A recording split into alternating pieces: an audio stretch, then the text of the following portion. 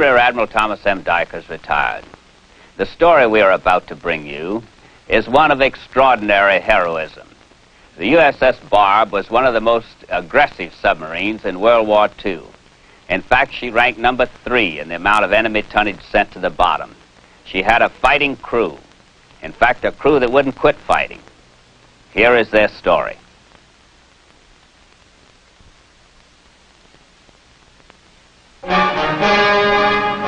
The USS Barb wrote several new chapters in submarine history.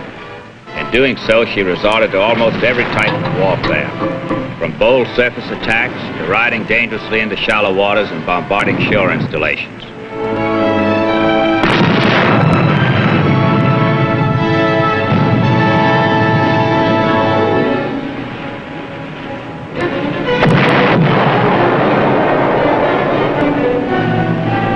The Barb rung up the unbelievable toll of more than 90,000 tons of shipping. Our story begins when the Pirates of the China Sea, as the Barb's crew was called, topping off one of her spectacular patrols. Operating in dangerously shallow waters, they were in search of a convoy reported to be hugging the coast. The Barb's skipper was Commander Eugene B. Fluckey of Washington, D.C.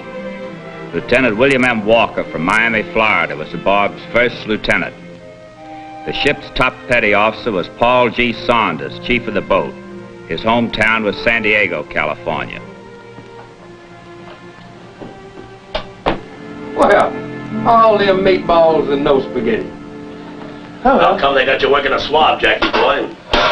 Well, the old man caught me skylarking on the bridge again. How do you always manage to get into trouble? Well, I'll tell you, Chief, it's, well, you see, actually, well, I don't know. I get up in the morning and there I am, in trouble. Well, you better get that extra duty worked off. You know, scuttlebutt has it we're going to get leave right after this patrol. Leave? Say, how soon before we head back? Well, we still got 10 fish left in the tubes. You know the old man ain't going to leave until we find a home for him. Ah, sure, Lee. May I have this dance back? Oh, thank you very much. Yes, how do. Oh, you do have a lovely complexion, my dear. Yes. Oh, you dance divinely. Yes, you do. Oh, Lucienne, I waited 6 months for this lead. I've seen Lucienne. I'd rather take the swab.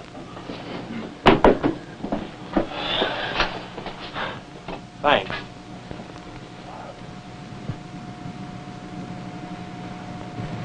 Holy smoke. Look at this, Mr. Walker. Looks like a whole flock of ships right next to the coast. Right. Notify the captain. We spotted the convoy right up against the beach. Hey, say, that looks like Fate Review at Hampton Roads. Yeah, ain't that beautiful? Moving nice and slow, just like ducks on a pond. Beautiful.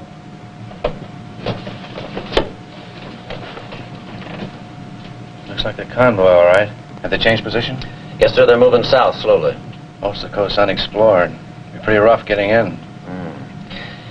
All the chart tells us is that it's rocky. If we go in slow enough, we might find our way through. We never make it out the same way. Once we attack, they'll close in. We'll have to be moving fast. Nobody could recommend that you go in there, Captain. It's a big convoy. It's worth a big chance. Besides, targets are scarce these days. Put us on a course to go up ahead of them. Aye, aye, sir. What are you so happy about? Oh, I was just thinking about the old man. How can a guy be such a good Joe and hand out so much extra duty?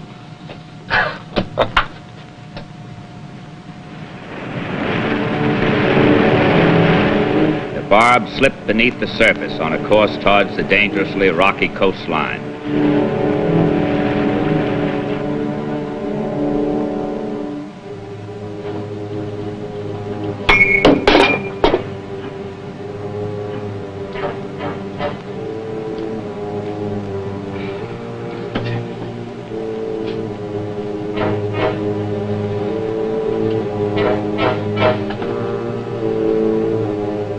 There they are. Must be about 30 of them. We'll fire all torpedoes and haul out. Aye, aye, sir.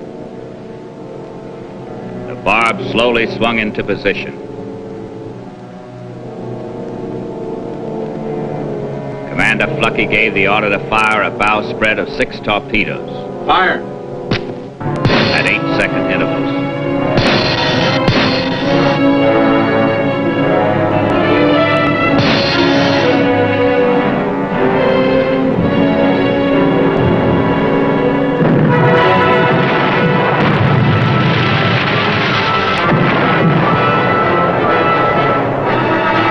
All 6 direct hits.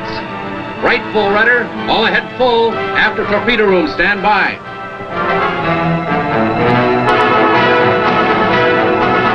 Stern in position, Barb fired a spread of 4 more. 8 hits, carefully spaced, timed, and observed. A large freighter settled and sank. The big ship burst into shooting flames. One unidentified vessel rolled over on her side. In less than 1 minute, thousands of tons of Japanese shipping was laid useless. The Barb couldn't take time to look back as she felt her way through the congested waters. The luck of the Audacious was with her. We're clear, sir. Passing over the 20-fathom curve now. Fine, fine. From here on, it's downhill all the way. Let's head for home. Surface!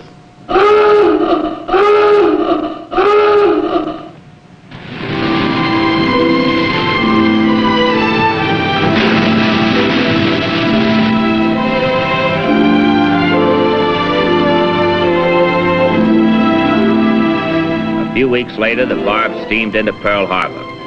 Her crew and officers were in high spirits. What's the first thing you're gonna do when you get ashore, Jackie? Oh, I don't know. I hear they have a beautiful art museum there. You going to an art museum? No, but I hear it is beautiful.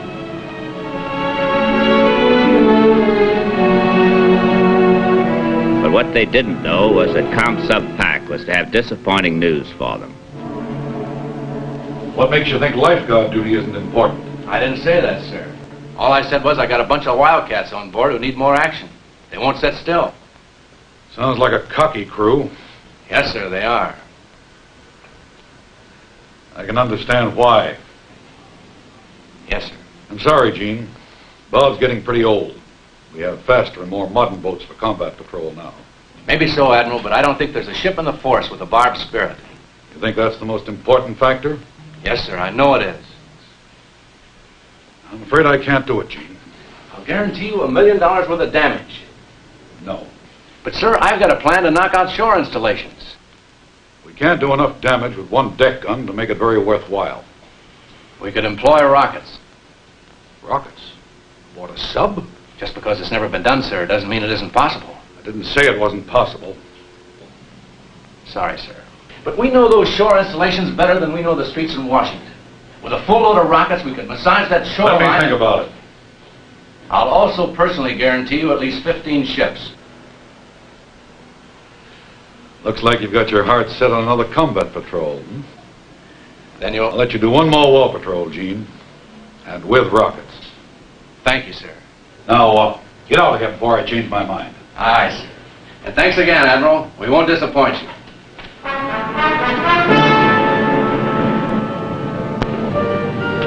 Have a good time on leave, Jackie? Yeah. Transfer orders from ComSub Pac.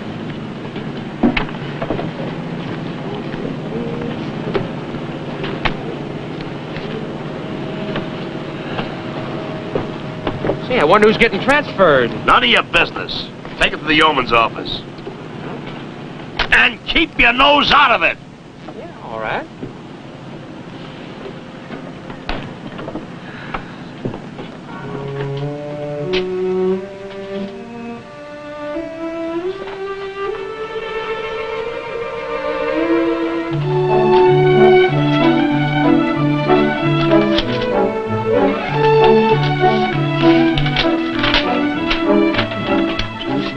USS Barb from ComSub Pac.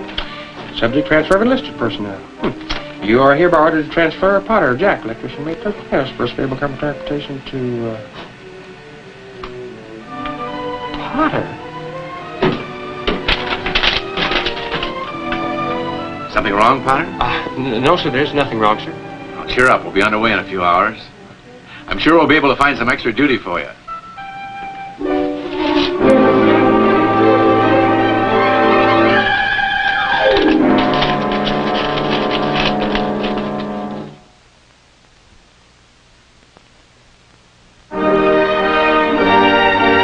Loaded to capacity with electric torpedoes and all sorts of other ammunition, including 100 rockets to inaugurate their assaults on Hokkaido.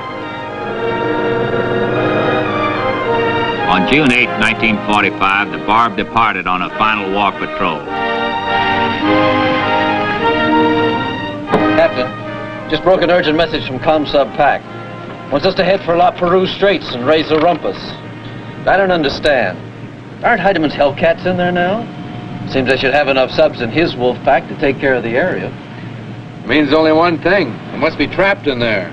I guess they want us to draw all anti-submarine attention off of La Perouse Straits so they can get the wolf pack out. On June 21st, the Barb approached La Perouse Strait on the surface in the hopes of being sighted by Japanese patrol craft.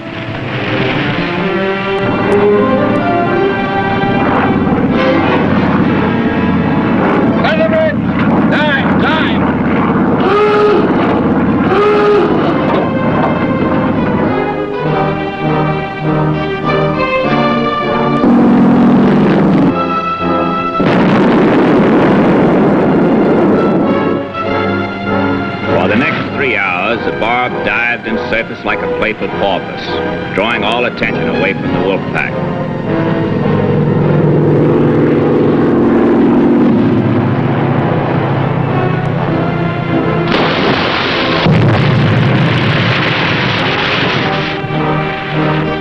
At 1736, Heideman's Hellcats made their way safely out of the straits. The Barb had completed another successful mission. At 1950, the Barb surfaced inside La Perouse Straits and manned battle stations. They set up the launches and loaded 12 5-inch rockets to pay their compliments.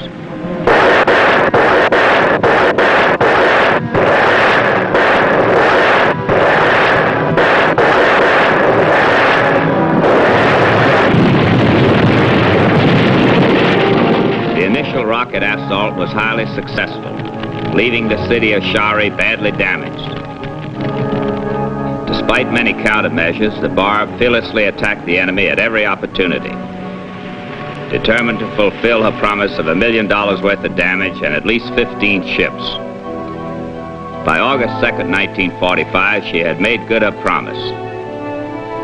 The aggressive Barb had made use of all torpedoes and rockets, adding many thousands of tons of shipping and 4 rocket assaults to a brilliant record.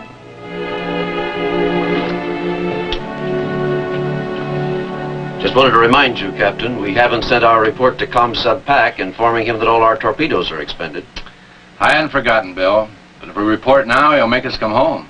There isn't much else we can do with it, sir. You remember that military railroad train we saw along the coast inside Patience Bay? Yes, sir. I'd like to climax this patrol by blowing it up. We're clean as a hospital ship. There's not a bit of ammo aboard, except for scuttling charges. Yeah, I know. If only I'd saved just one rocket. Scuttling charges. That's it. I don't understand, sir. Each one carries a 55-pound charge of super high explosives. We could rig a micro switch to one of them, send a landing party on a beach at night, plant it under the tracks, and when the train passes through, bless your waterlogged head. Suppose we have to scuttle. We've got 3 charges, haven't we? I think we could blow ourselves up with 2 if need be. What's your honest opinion, Bill? My honest opinion, sir, is that it's absolutely ridiculous. But I'd like to make a request. What is it? Permission to lead the landing party. Permission granted. Thank you, sir.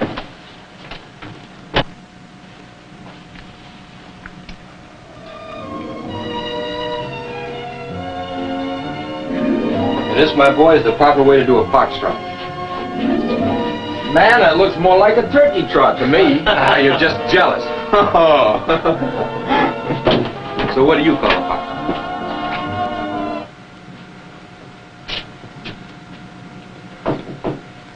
Come in. Sir, I've been meaning to tell you that, well, there were transfer orders for me before we left Pearl Harbor, sir, and I pocketed them so she wouldn't beach me. How did you get your hands on them? I was supposed to deliver them to the yeoman's office, sir, and I guess I sneaked a peek, sir. It figures. Yes, sir. You realize, of course, this is a serious offense. I know, sir, and well, I was going to tell you after we got to sea, but well, I was afraid you'd put me off at Midway. You've got to be disciplined, you know that. Yes, sir. You're restricted to ship until we get to Pearl. Restricted to ship? Well, how can I get off at sea, sir? We're not through with War Patrol yet. I'm sending a landing party inside Patience Bay. You were going to be an important part of it. Oh, well, that isn't fair, Captain. I could have climbed up till we got back. Too bad, Potter. Captain? Yes, sir.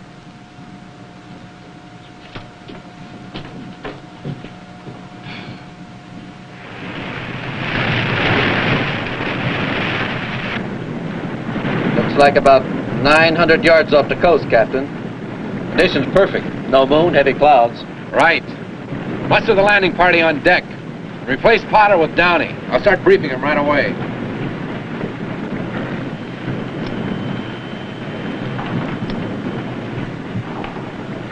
I thought you were in the landing party.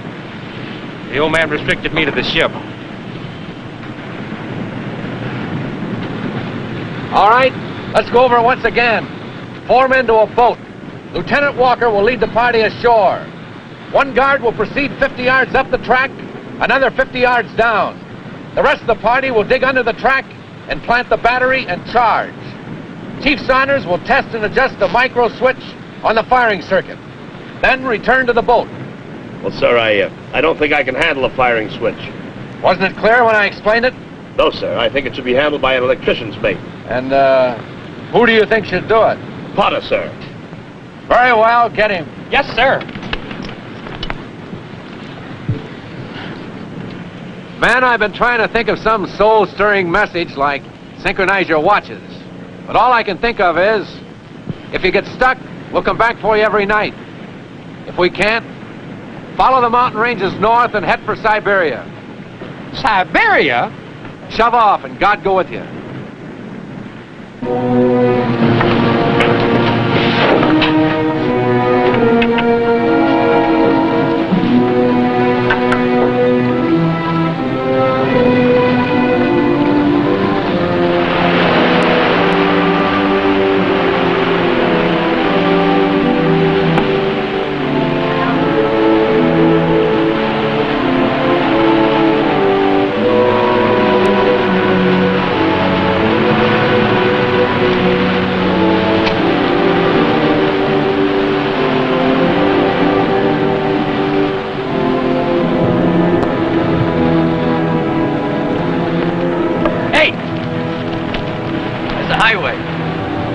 Follow me.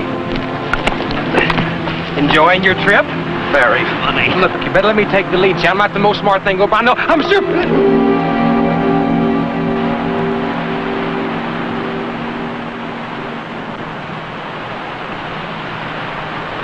There's the railroad track, sir. Look out! Spread out. You remember your whistle signals? Yes, sir. Bob White for assemble, whippoorwill for alert. Right. Get going.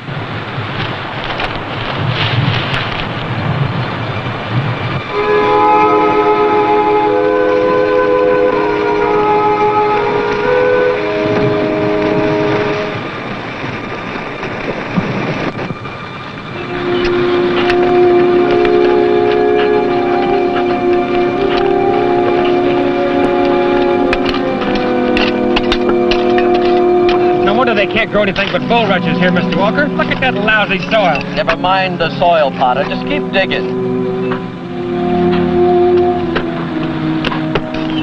No signal. No, I shoot, sir. Probably our lookout. Nothing on earth but a scared American could run that fast. Don't shoot. What's up? There's a lookout tower about 100 yards up the track. Why didn't you whistle? Well, there's a guard asleep in the tower, and when I saw him, I got so scared my mouth dried up I couldn't whistle. Come on, bear a hand.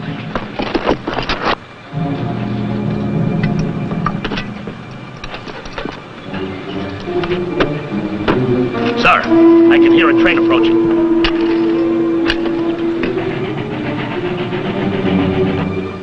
It won't fit. I'm gonna have to dig a little deeper. Come on, Davy, don't jack, dig. Clear the tracks. You're too close. Come on!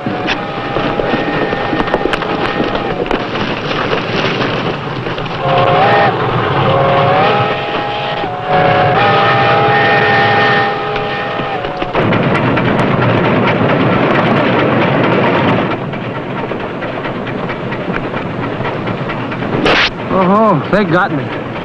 Oh. Your carbon dioxide cartridge exploded. You ain't hurt, onion head. Come on! Yeah.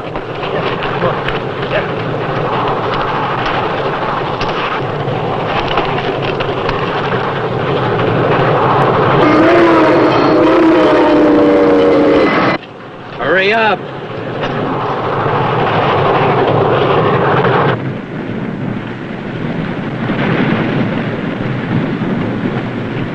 Only about another 30 seconds to a minute. She'll be on us.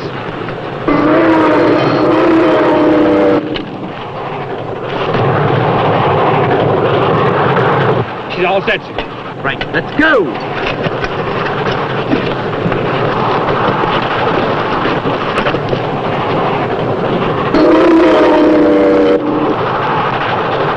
Hurry, Jack!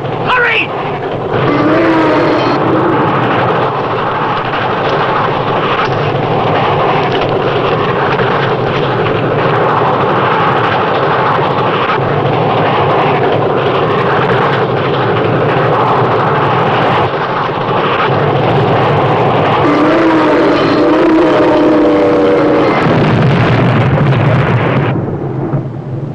They got it.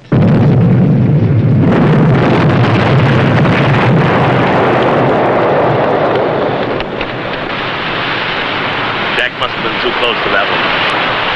You four men take the first boat back. We'll wait here for another minute.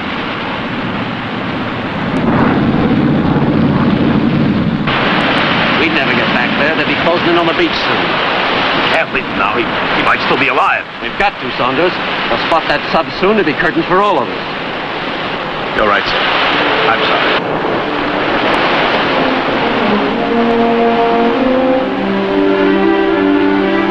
Hey! Wait for me! Hurry up, young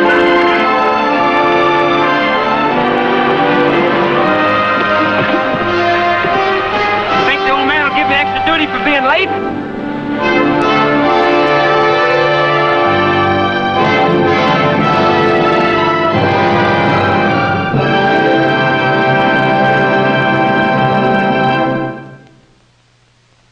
I'll be back in a moment with our special guest.